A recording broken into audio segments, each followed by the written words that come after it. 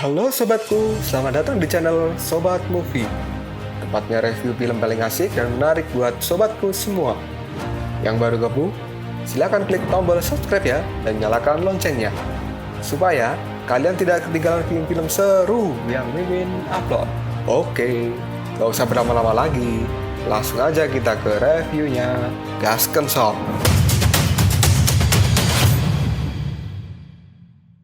Hey, oke, sobatku terkeren, terkecil, terbaik, tersemuanya. Kita masih bersama Sobat Movie, channel alur cerita terasik sepanjang masa.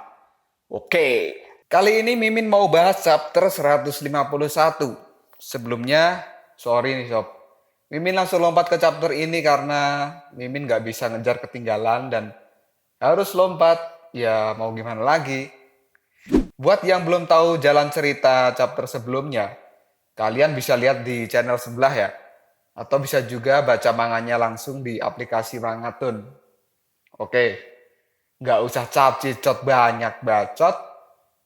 Kita langsung saja masuk ke pembahasan. Di chapter ini Sun Wukong menemukan keberadaan Xiaoyu yang dibawa kabur oleh Yihu dan bertemu dengan Raja Kegelapan yang ternyata Xiaoyu ini sekarang sudah dimasukkan ke dalam tubuh sang Raja Kegelapan Yuan Shi Tianxun. Serta Yihu yang sudah tewas dan Bailang yang terluka parah akibat ingin menyelamatkan Xiaoyu. Kini, Wukong datang untuk merebut kembali Xiaoyu dan dia pun bertarung dengan Raja Kegelapan yang membuat Sun Wukong juga terluka parah karena serangan laser kematian milik sang Raja Kegelapan. Serangan itu begitu hebat hingga membuat Wukong tak mampu untuk melawannya. Wukong yang tadinya berwujud kera raksasa kini pun kembali berubah ke wujud manusia. Wukong pun terlempar cukup jauh akibat serangan itu dan Wukong berkata, "Inilah kekuatan aslinya, sungguh mengerikan sekali. Aku tak pernah bertemu lawan yang seperti ini sebelumnya. Pukulannya menimbulkan rasa sakit, depresi, putus asa dan perasaan lain yang membuatku kena mental. Aduh, aku tak bisa. Aku harus terus berjuang." Kini Raja Kegelapan pun melayang di atas Sun Wukong. Dia pun terluka oleh serangan Sun Wukong sebelumnya, hingga membuat sang Raja Kegelapan ini batuk darah dan membuatnya sakit.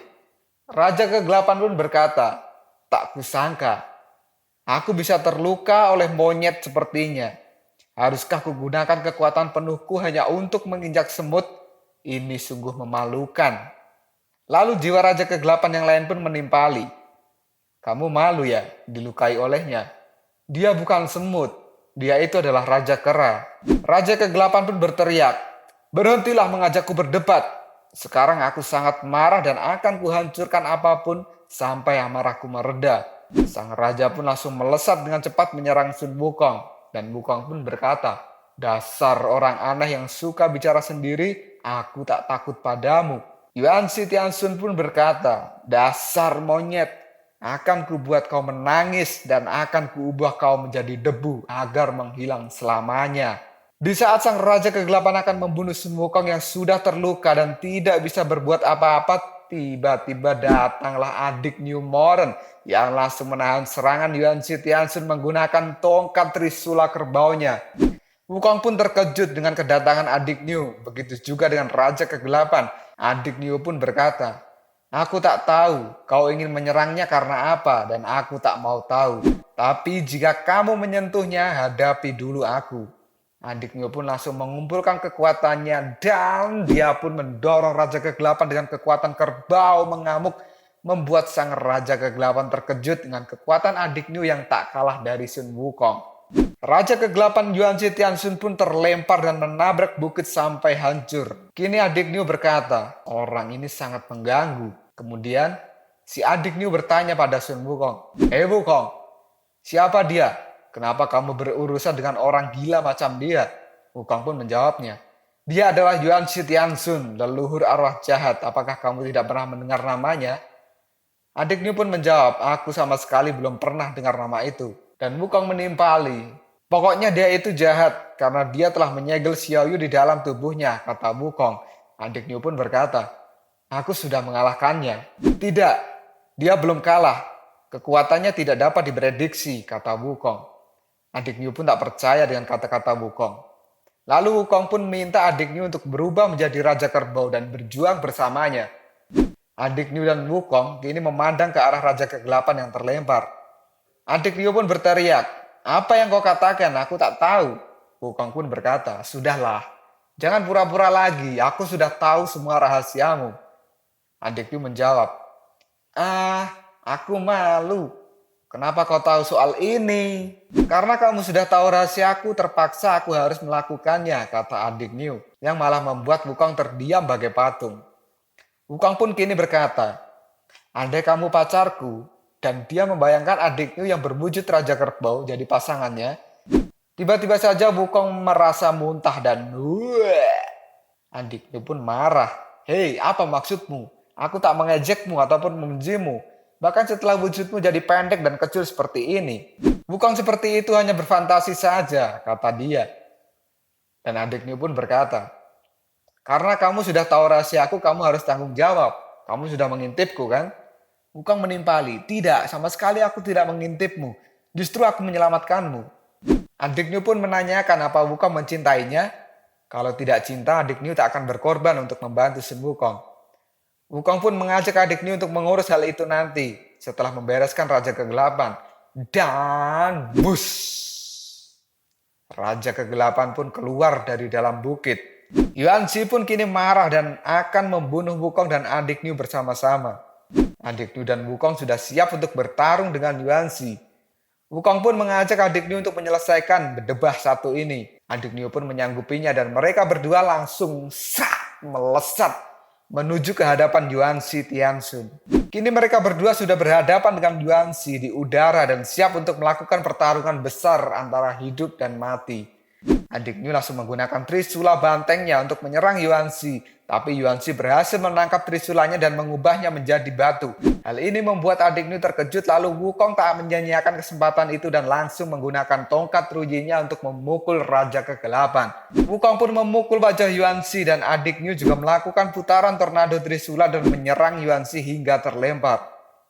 Yuanzi pun kini kembali terpental cukup jauh dan dia marah dan berkata, "Raja Kera, Raja Kerbau, di hadapanku kekuatan kalian tidak ada apa-apanya."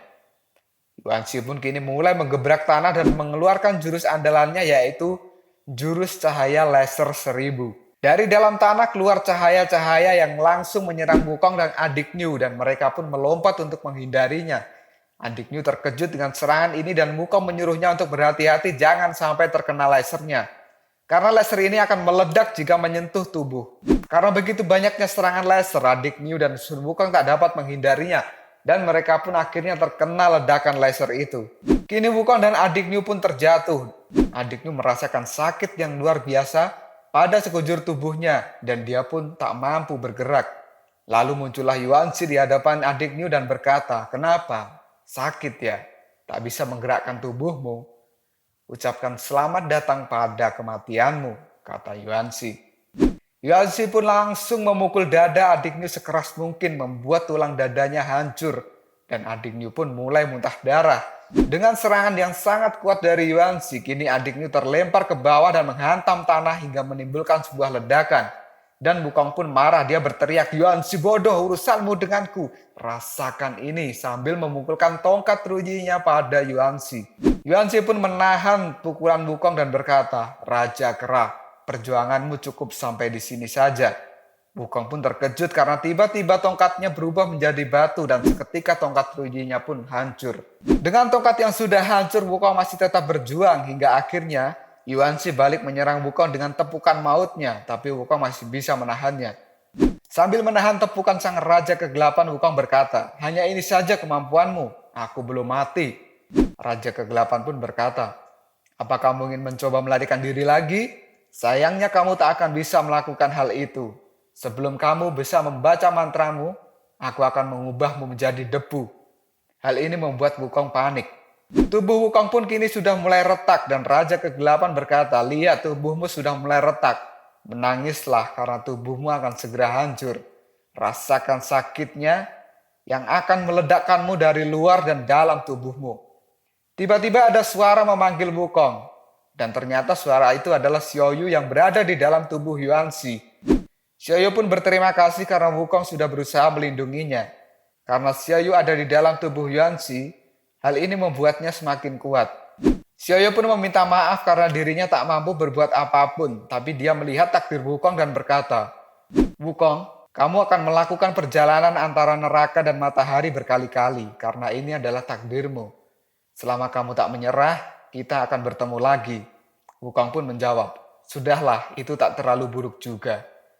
Xiaoyu pun bersedih karena Wukong akan segera mati, dan Raja Kegelapan pun kini tersenyum dan berkata, "Kematianmu sudah datang, Sun Wukong.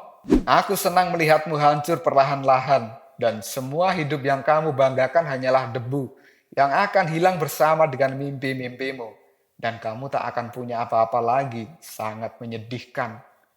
Seketika tubuh Sun Wukong hancur secara perlahan. "Lihat mataku," kata Yuanxi. Wukong pun melihat sang Raja Kegelapan untuk terakhir kalinya sebelum dia mati. Dan Raja pun berkata, "Aku sudah membunuhmu." Wukong pun kini akan benar-benar mati dan dia membayangkan gimana nasib guru dan adiknya nanti. Dan krak, tubuh Sun Wukong pun jadi batu dan hancur lebur oleh sang Raja Kegelapan Yuanxi Tianxun. Sangat menyedihkan sekali. Wukong harus mati lagi, sob. Lalu apakah yang akan terjadi selanjutnya? Tunggu saja di next video. Koprol sob. Tetap stay di channel Sobat Movie dan jangan lupa klik subscribe, like, dan share ke teman-temanmu agar channel ini dapat berkembang dan menghibur kalian semua. See you next tomorrow.